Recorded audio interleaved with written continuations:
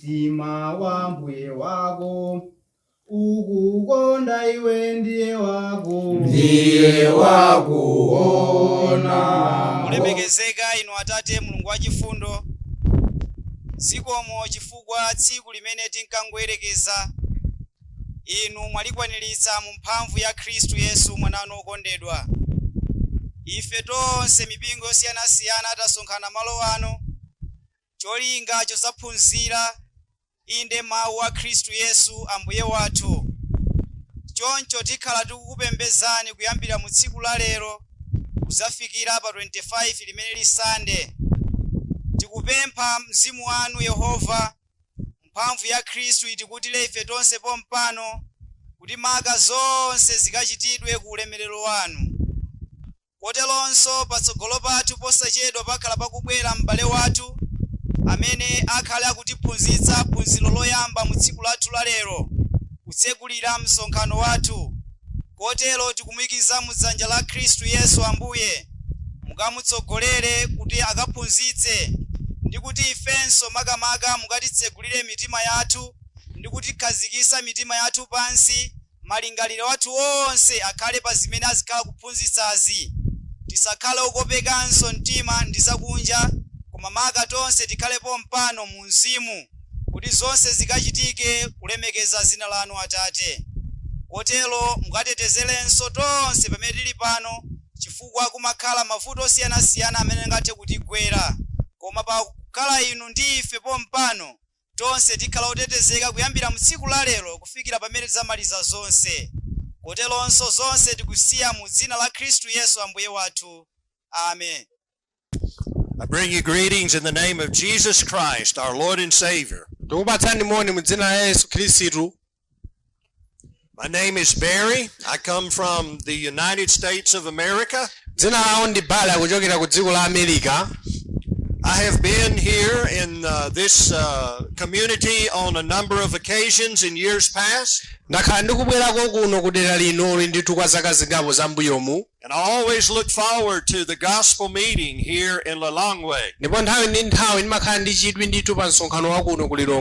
I appreciate so much each and every one of you coming out to be a part of this meeting. I know there will be many others who will be joining us as the weekend progresses.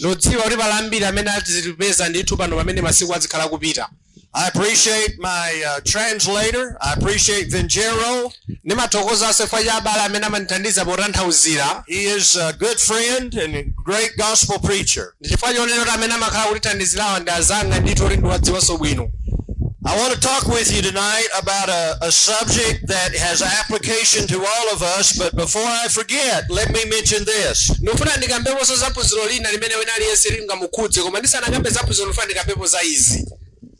Tomorrow afternoon we'll be doing a question and answer time. If you have a Bible question that you would like to have answered, you need to write it down and give it to one of the leaders.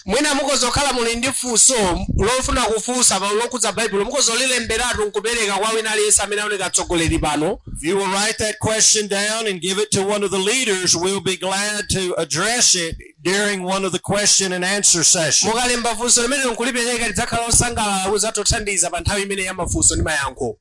I want to talk with us about a subject that has application to every single one of us.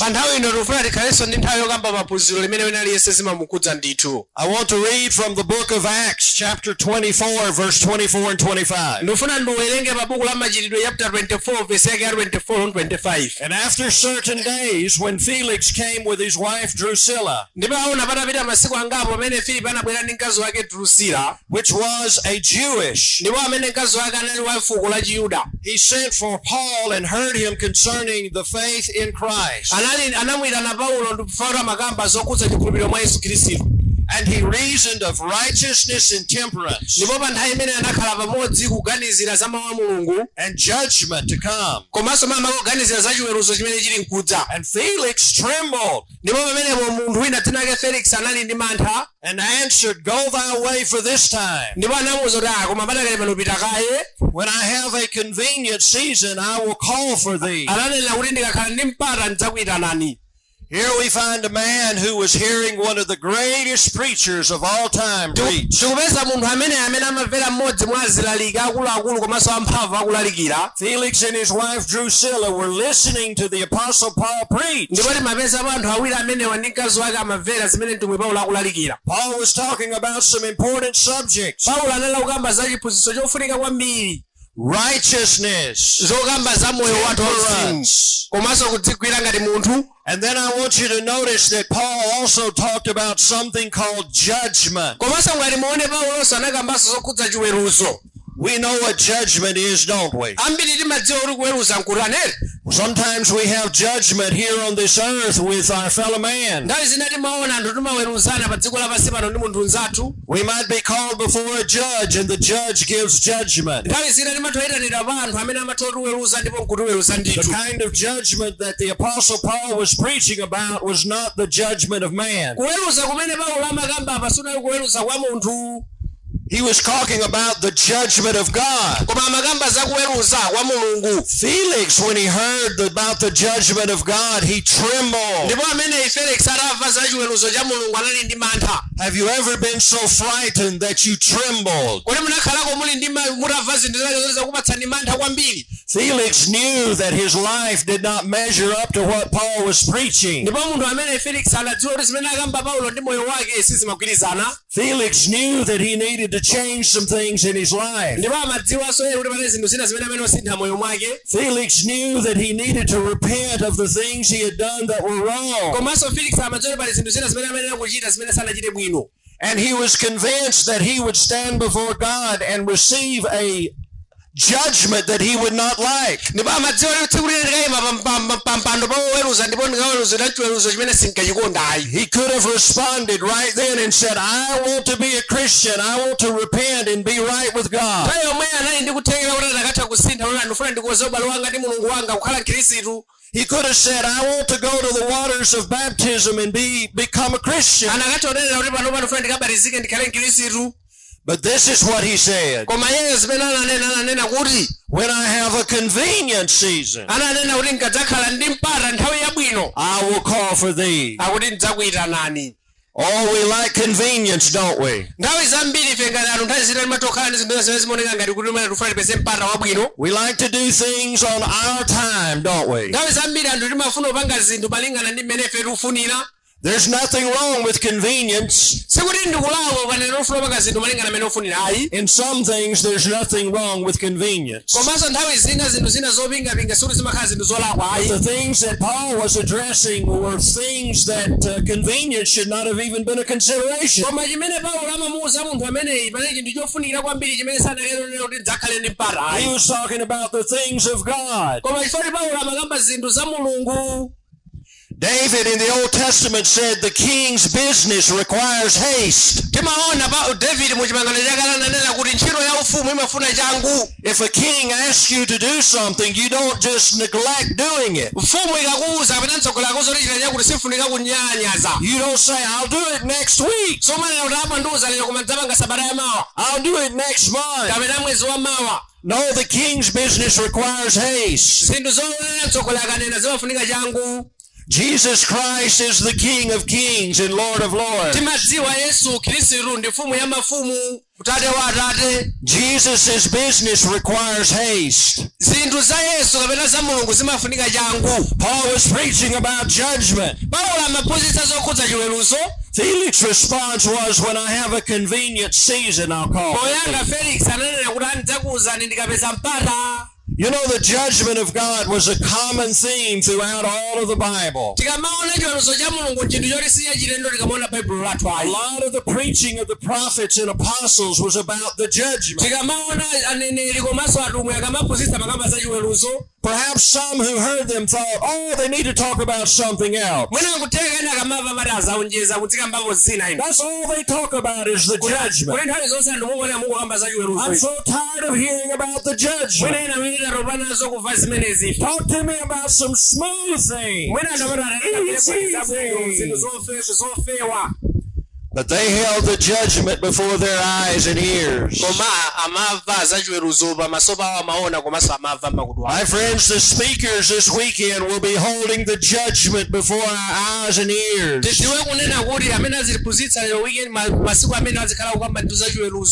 We need to be thinking about the judgment.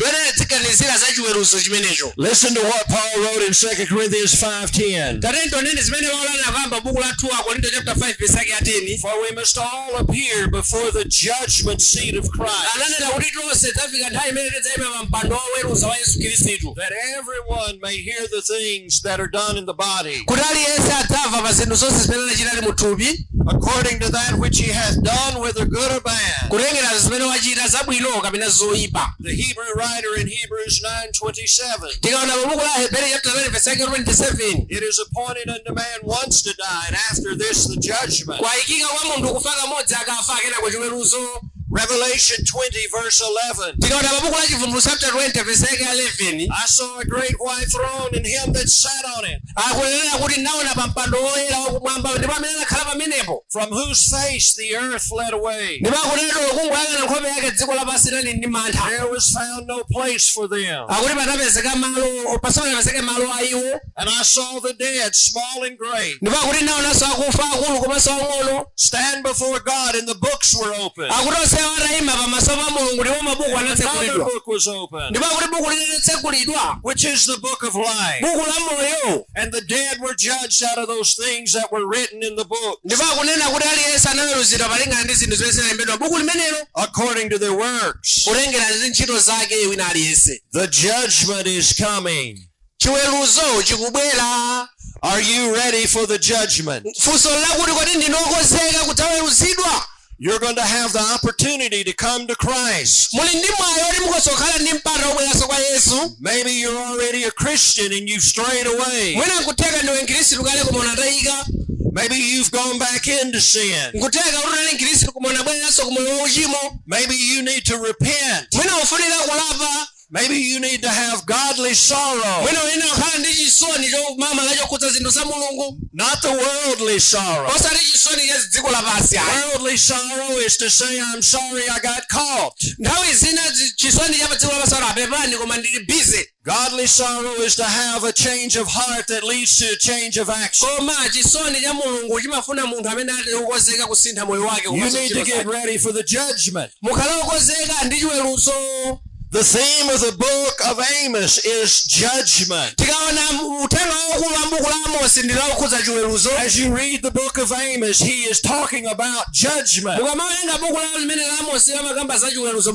In chapter 1 of Amos, he addresses God's judgment upon Israel's neighbors.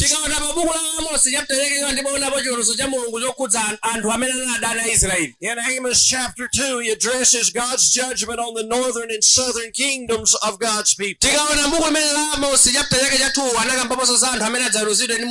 chapter 3, he addresses Israel's guilt and punishment.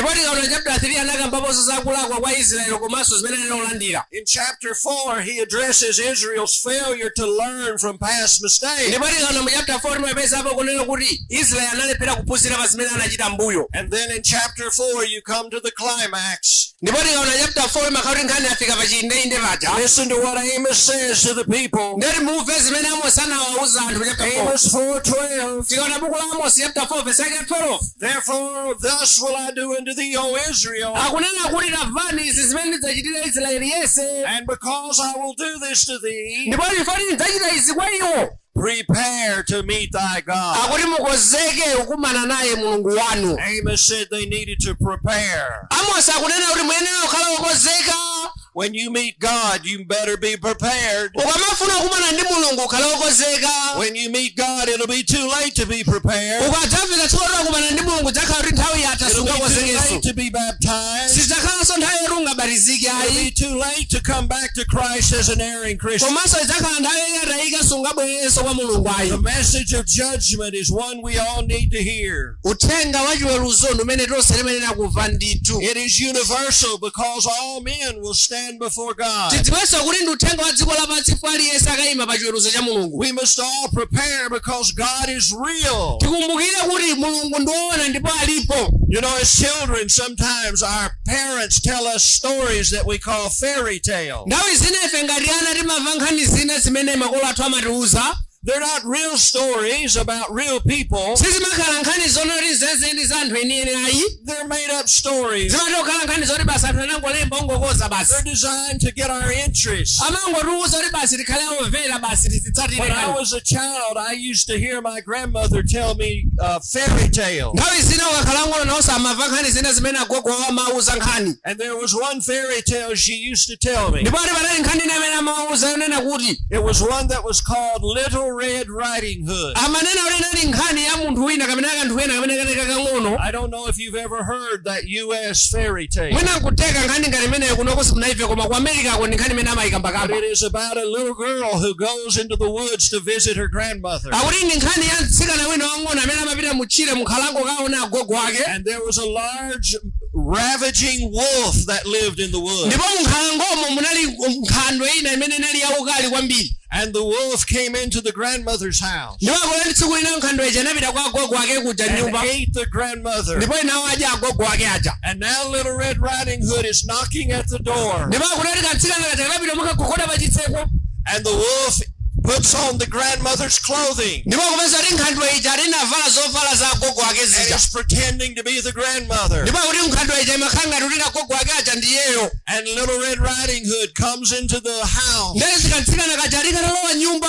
And as my grandmother is telling me this story, ndipo amene I began to become fearful. akuti nthawi imeneyo akamauza agogo awo akhala ndi mantha kuti I was iyayi fearful that a wolf might come and get me.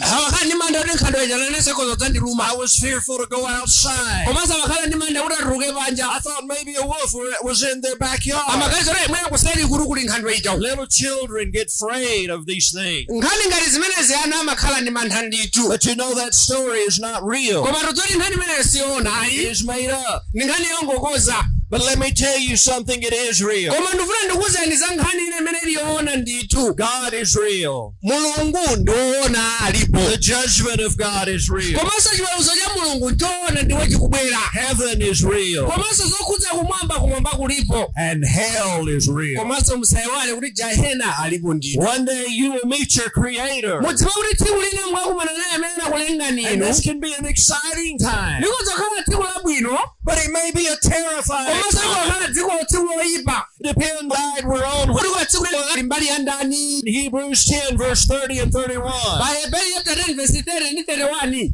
The Bible says that he says, pamene Bible ikunena kuti vengeance belongeth unto me. akunena kuti kubwezera kumwe kuli kwa I mulungu. will recompense, saith the Lord. ndipo akunena kuti ndidzabweza ane na And ambuye. again the Lord shall judge his people. komanso tidziwe kuti mulungu adzaweruza anthu ake.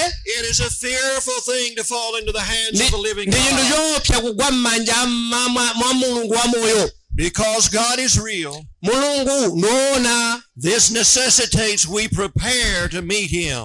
izi zitithandize kukonzekera kuti tidzakumane I naye. want to ask you, are you prepared to meet God? ndikufuna ndifunseni mwokonzeka kukumana ndi mulungu. Do not look at the person beside you. musakhale oyang'ana kuti ndinagwirizana naye ngotani. Do not look at the person behind you mwina wayang'ana kuti ali mbuyo kwanga or in ndani. front of you. kapena kutsogolo kwanga kuli ndani. I'm asking you, are you prepared to meet God? funso ndilufunsa inu, mulokonzeka kukumana ndi mulungu. God is real and we must prepare. tikonzekere kukumana ndi mulungu ifa mulungu alipo. But judgment is also an important subject because there will be a judgment. tidziwenso kuti kuweruza nchipwiso chofunika ife chiweruzo chilipo. Oh, sometimes we'd like to think we can just go past the judgment and not have to be there. nthawi zina ndimakazaa basi ife chiweruzo tikachizemba sitikakumana nacho. But God's justice demands judgment. koma tidziwe kuti chiweruzo cha mulungu chimafuna ndithu choonadi. It would be unjust for God to reward the evil in the same way that He rewards the righteous. Zikakhala zinthu zosayenera kuti Mulungu angamupatse zabwino oyipa komanso zabwino olondera chifuniro cha Mulungu zosatheka. Man has courts because he sees the need of judgment. Munthu ali ndi mabwalo oweruza ife timadziwa kufunika kwa oweruza. One day there will be a heavenly court. Koma tidzoti tsiku lina wakhala oweruza oweruza kumwamba. God will issue judgment on all men. Ndipo Mulungu ndi amene akaweruze munthu aliyense. Think about that. You will have a meeting before God. Takuganizani ukakumana ndi Mulungu. You will not be late to that meeting. Mudziwe kunena kuti kakhala meeting yoti mukakumana nayo. You will not be able to say, I'm sick, I can't go to the judgment. Palibe amene akanena kuti sindifuna kumana Mulungu sindifuna kuweruza Mulungu. You will go before God in judgment. Mudziwe kuti mukakumana ndi Mulungu ndithu. Everyone will meet God. Aliyense akakumana ndi Mulungu. There will be no exception. Sipakhala sokolera ine sindikakhalapo ayi. Matthew chapter 25 and verse 32. Matthew chapter 25 verse 32. The Bible says, Bible limanena kuti before Him shall be gathered all nations. Baba masaba Mulungu mtundu wonse watu ukafikapo. He shall separate them one from another. Ndipo akasiyanitsa wina ndi The zake. shepherd divides his sheep from the goats. Monganso amene amachitira m'busa amene amasiyanitsira nkhosa komanso mbuzi. In Acts chapter 17 and verse 30. Pabuku la Machitidwe chapter 17 verse 30. The times of his ignorance God winked at. Akulera nthawi yakusadziwa Mulungu analekerera. But now commands all men everywhere to repent. Koma pano akulamulira aliyense kwina kulikonse kuti alape. Because He hath appointed a day Chifukwa iye wayika tsiku. in which He will judge the world in righteousness. Tsiku limene akaweruza dziko lonse lapansi By that moyenera. man whom He hath ordained. Akagwiritsa ntchito munthu amene anamudzoza iye. He has given assurance unto all men. Ndipo oyepa kutipatsa ndithu chilimbikitso kwa ife tonse. Raised Him from the dead. Ndiponso anamudzutsa Yesu Khristu kwa My akufa. friends, God raised Jesus from the dead. Mudziwe kuti Mulungu anadzutsa Yesu kwa akufa. And that is our assurance He will raise us from the dead. Ndiponso amene chikhacho tilimbikitsa kuti dziwe kuti na Yesu ifenso tikadzutsidwa kwa akufa. And when we are raised from the dead, we go to the judgment. Tikadzadzuka kwa akufa tikafika pa chiweruzo. It doesn't matter whether you're a Christian or not, you'll be at the judgment. Kaya kwa ndiwe Mkhristu kaya siwe Mkhristu koma chiweruzo chikakupezani. It doesn't matter if you're faithful or unfaithful. Kaya kwa khala kukhulupirika kaya osakhulupirika koma chiweruzo chikakupezani.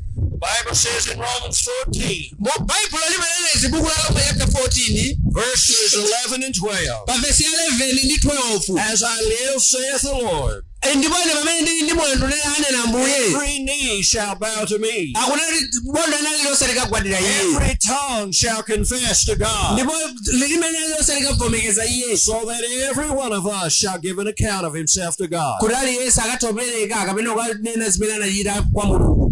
You may or may not bow your knee in obedience to Christ in this life. Zikoza kutheka pa moyo pano ukhoza osagwadira kapena osamvera Mulungu moyo You uno. may or may not confess the name of Jesus Christ. Ukhoza kusankhanso osavomekeza dzina Yesu Khristu moyo muno. But the Apostle Paul says the day is coming. Koma mtumwi Paulo akunena tsiku likubwera. The day is coming that you will bow before Jesus. Akunena tsiku likufika limene aliyense adzagwada ndithu. You may have trusted in some other God. Zikoza kutheka amene amakhulupirira milungu ina. You may have put your faith in someone such as Muhammad. Zikoza kutheka lweka chikhulupiriro chako mwa anthu ena. You may have put your trust in some organization such as the SDA or Apostolic. Zikoza kutheka kunena kuti wewe wayika chikhulupiriro chako mwa zipembedzo zosiyana. One day we will all stand before God. Koma tidzati tsiku limodzi lonse likayima pa We oweruza. will bow our knee in obedience to Jesus. Chifeyo tikagwada ndithu pamaso pa When He Mulungu. says bow, then we will bow. Akakanena kuti mugwade mukagwada ndithu. When He says confess, then we will confess. Akanena kuti tikavomeze tikavomekeza ndithu. But it will be too late then to make changes in Koma our nthawi life. imene ikakhala nthawi yathu yatha sitikathosindaso malo athu kapena moyo Our wathu. fate will have been sealed. Nthawi imene ikakhala kuti basi chiweruzo chayikidwa kale pa ife. Because when we stand before God, it will not be the Quran will be judged. Tikakafika pa kuweruza pamaso pa Mulungu sakagwiritsa ntchito buku lililonse lokatiweruza It will not be the Book of Mormon will be judged. kapena buku la anthu osiyanasiyana imene analemba imene katiweruzayi. It will be the Bible. That's what will be judged. Akagwiritsa ntchito baibulo ndimene katiweruze. The words of Jesus. Mawu a Mulungu. John 12:48. Tikaona buku la Yohane chapter 12 verse 48. He that rejecteth me and receiveth not my word, Akuti aliyense amene ndikanene ndipo salandira mawu and anga one that judgeth him. ali ndi nacho chimene chikamuweruze iye. The words that I have spoken. Mawu amene ndayankhula ine. The words Muhammad spoke? Makoti mawu amene ndayankhula ndi ndani? No. sana yakula ni muntu wina wa Yesu that Mary Baker Ellen spoke? kamena kutenga uri mwina anthu ena zimene zosiyana benana yakula ngati No. ayi The words that John Calvin or John Wesley spoke? kamena anthu ena samene timadziwa bwana Wesley kamena benana yakula ayi. The words that I have spoke, Jesus said. Koma Yesu akulati mawu amene ine ndayankhula Yesu I yakulu. best make sure that my faith and life and religion measure up with the book, the Bible. Titiwe kulero chiti chofunika kuti chipembedzo chetu pali khumi yathu kuchipembedzo chizigwirisira ntchito Mulungu yesedwa ndi mawu a Mulungu. There will be no secrets on that day. Tsiku limene sikuyakhala zobisika. Romans 2 verse 16. Roma pabuku la Roma 2 verse 16. God will judge the secrets of men by Jesus Christ according to the gospel. Mawu chine yonse akamuweruza kachobisika molero kugwiritsa ntchito mawu a Mulungu a Yesu Khristu. Revelation 20 and verse 12. Buku la Chivumbulutso chapter 20 verse 12. The dead were judged out of those things which are written in the books. Akunena nawo samene akufa kaweruzira balingana zinthu zimene zalembedwa buku. Books of the Bible. Buku limene lilembedwa apa ndi Baibulo. Matthew, Mark, Luke, John, Acts, Romans. Tikamona buku la Mateyu, Marko, Luka komanso Yohane komanso Books of the Bible you will be judged by. ndi mabuku amene akagwiritsa ntchito poweruza And ife. they will be judged based upon their works. Ndipo akuti alesi akaweruzira balingana ndi ntchito zake. How our life lines up with the Word of God. Kodi moyo wathu ndi mawu a Mulungu zikugwirizana?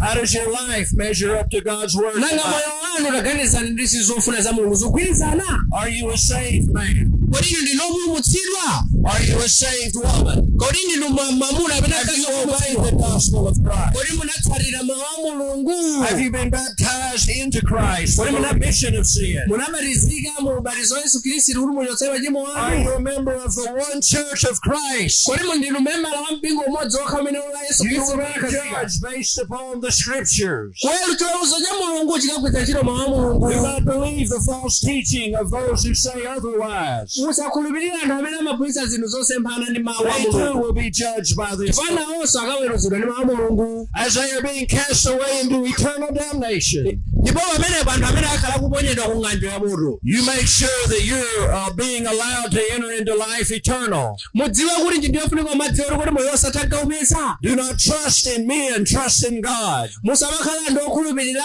anthu koma khulupirirani Mulungu. We'll be judged based upon our own record, not someone else. Tidziwe kuti mokaweruzira kaweruzidwa kuti pene machita zotani. Romans 14:12. Buku la Roma chapter 14 verse Every 12. one of us will give an account to God. Aliyense akapereka ntchito zake pamaso pa Mulungu. 2 Corinthians 5 and verse 10. Tikaona buku la 2 Akorinto chapter 5 verse 10. All appear before the Akuti judge. zoteronse likayima pamaso pa mpando wa oweruza. Galatians 6 and verse 7. Buku la Galatia chapter 6 verse 7. Be not deceived. Musapusitsidwe. God is not mocked. Mulungu sapusitsidwa. Whatsoever a man soweth, that shall he also reap. Aliyense chimene amafesa adzakolola. Someone says, when's the judgment coming? Kodi munthu azina ndawafusa kuti chiweruzo chilili? Oh, that's the question we all want to know. Ilo ndi funso ndithu labwino limene tonse tingafune funso maso tidziwe. Oh, when is God coming again? Ndazina timafunsa kuti Yesu adzabweranso liti? Oh, if we knew that, we could live in the world right up to the moment until he comes. Anthu ena amene atina akadziwa kuti abwera tsiku lolona zilangatithandiza kuti tikosa moyo wathu. And then we could say, I want to make things right with God. Ndazina amene atina akadziwa kuti abwera tsiku lolona ndakafuna kuti ndikosa ubale wanga That's not the Mulungu. way it will happen. Koma si mmene zikakhalire sitidzadziwa kuti adzabwera liti The ayi. Bible says that Christ will come in the hour we don't think. Baibulo limanena kuti Yesu adzabwera mu nthawi imene ife tisakuyembekezera. 24:36. Buku la Mateyu chapter 24 verse 36. 2 Peter verse 3 or chapter 3 and verse 10. Tikaonanso pabuku limene la 2 Petro chapter 3 verse 10. Says that the Lord will come as a thief in the night. Timadziwa kuti kuti Yesu adzabwera ngati mbala amene abwera usiku. Heavens will pass away. Ndipo kumwamba konse kudzawonongeka. And it says that this world is going to be burned up. Ndipo limauzidwa kuti dziko lonse lino lidzawonongeka. There are some who teach that when Christ comes, then God's just going to make this world new again. Anthu ena amaphunzitsa kuti Yesu akadzabweranso dziko lidzakhalanso la nyuwani lomweli. No, the Bible says that the world will be burned up, even the elements. Baibulo limanena kuti akadzabweranso Yesu chinense We must chidzawonongeka. be ready for that time. Tikonzekere tsiku limenelo. Matthew 24 and verse 42. Buku la Mateyu chapter 24 verse 42. It says to watch, therefore. Akunena kuti khala na tcheru tsono. We need to be watching. Tikhala Are tcheru. you watching for Christ? Kodi mmakhala mukukhala tcheru kuyembekeza kuti Yesu abwera? Could he come tonight? Kodi akazobwera usiku uno?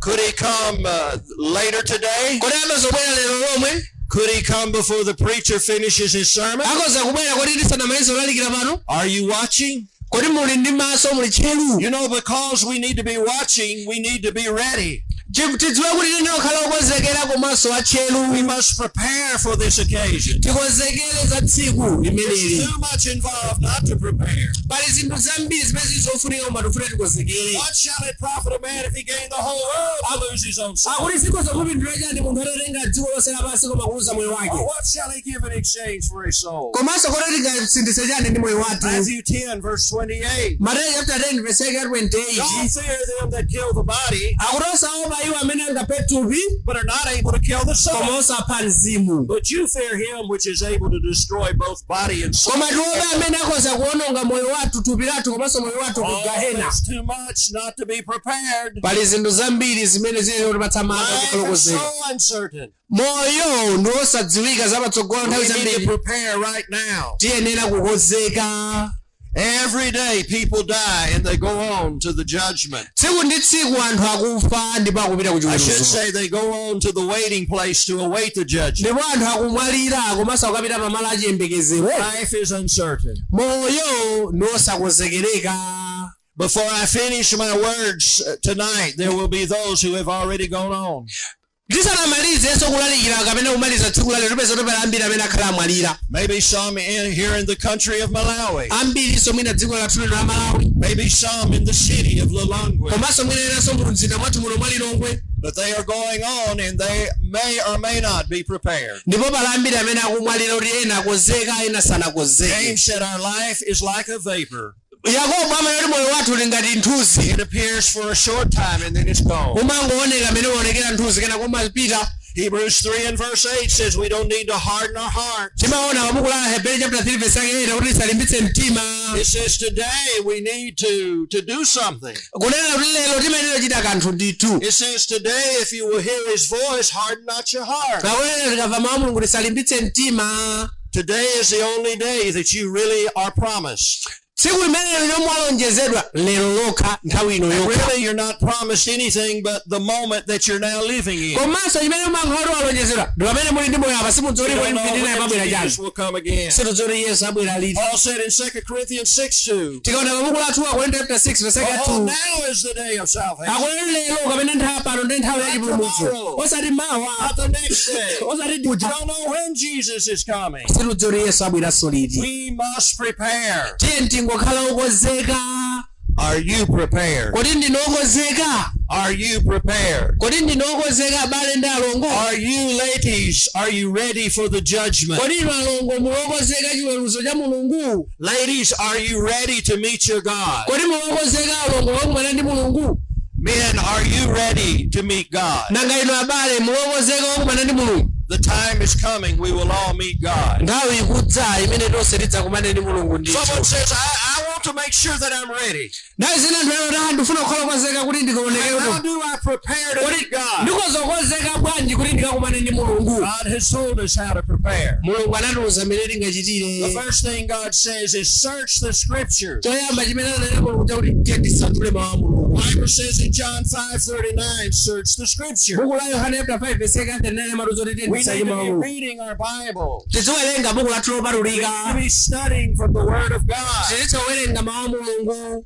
We need to have God in our minds and hearts. maganizo mwathu mu mzimu mwathu kuzenza zathu zika mu Mulungu. James 1:22 says we need to be obedient. buku la Yakobo chapter 5 verse 2 okhala omvera. Text says be ye doers of the word, akuti mwene okhala nochita mawu. not hearers only, osati ongomva chabe. deceiving your own self. kudzimusitsa nokha. Are you a doer of the word? kodi ndinochita mawu? Right now, everyone that's looking at me and listening are hearers. ambiri amene tili pano amene timamva mawu komanso amene tikumva mawu pano. My question is, are you a doer? kodi inuyo amene muli pano ndinokumva kapena ndinongochita If chabe? you only hear and you never get around to doing, you're wasting your time. munthu wongomva osachitapo kanthu amakhala ataya nthawi. We need to add to that the obedience to the gospel of Christ. We must obey Jesus Christ. The Bible says in Romans 1:16, I'm not ashamed of the gospel of Christ. It is the power of God unto salvation to the Jew first and also to the Greek. The gospel is presented to us in 5 steps. Step 1, we hear the gospel. Step 2, we believe that Jesus Christ is the Son of God. Step 3 is we turn away from the world and we turn toward godliness. The next step is we confess Christ before men. And we're baptized into Christ for the remission of sins. Here is a very serious question for you. Have you obeyed the gospel? Have you believed, repented, confessed, and been baptized? I believe there's some here who haven't done that yet. Maybe your thinking was, I would go to the meeting and do it. My friends were at the meeting. It's time to do that. Because we don't know when Jesus is coming again. You know, the time will come in which some will receive eternal life and some receive eternal destruction. And you know, as far as our life is concerned, the outcome of the judgment will depend on the preparation we have made. If we are prepared, we have nothing to worry about. If we are prepared, we have nothing to fear. If we do not prepare, my friends, I can't even begin to think of how tragic that will be. As great as heaven is, hell is the opposite.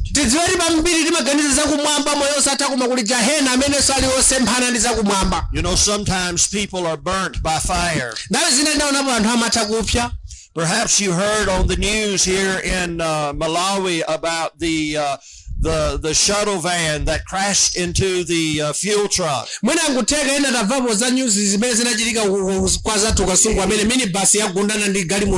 just happened. And it was 2 of Brother Austin's relatives were in that crash. Over 20 people burned up. What a horrible thing. You know, none of those people thought that was going to happen. All of those people had plans for today. None of them knew that it was going to happen before it did. And when it happened, they suffered a great tragedy. But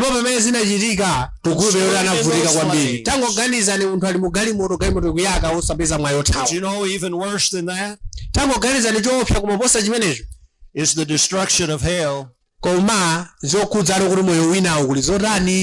least when we're burned in a fire here on this earth, the pain stops. The flesh dies and it no longer suffers. But the body that God has prepared for those in hell is a body that will continue to suffer. And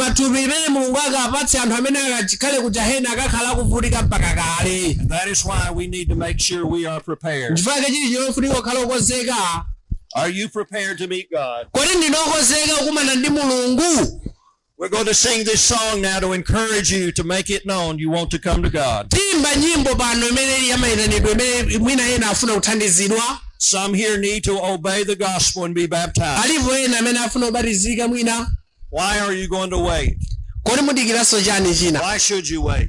mufuna mudikire There chani is no reason to wait. palibepo chifukwa chodikirira. There may be some here who are Christians and you've not been living right. alipo ena nda khristu koma kuteka moyo wa chikhristu wakhala wokotakota. You need to acknowledge that sin in your life. muyenera kuzindikira za tchimo imene lili mwa You need inu. to have that godly sorrow that Paul talks muyenera about. kuganiziranso za chisoni chimene anakhala nacho mwa mulungu. Not sorry that you got caught, osati kuti khala ndi chisoni cha pa dziko lapansi kupeza but ndagwidwa. that sorrow that worketh works that are meet or appropriate for repentance. koma chisoni chokuthandizani kuchita chinthu choyenerera. Repentance is not just saying I'm sorry and going on our way. kulapa sinatungolera basi bevani basi mapitira zina zwayi. That's just words, empty imene kungokamba words. chabe basi. If we're truly sorry, it is backed up by our actions. munthu akanena kuti wasinthadi zimatengeranso kuona zochitika zake. To the best of our ability to undo the things that have been done.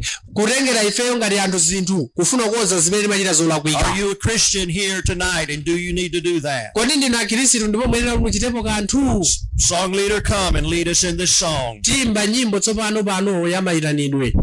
mtima wa mbuye wako ukukonda iwe ndiye wako ona ngopirira mtima wa mbuye wako ukukonda iwe ndiye wako ona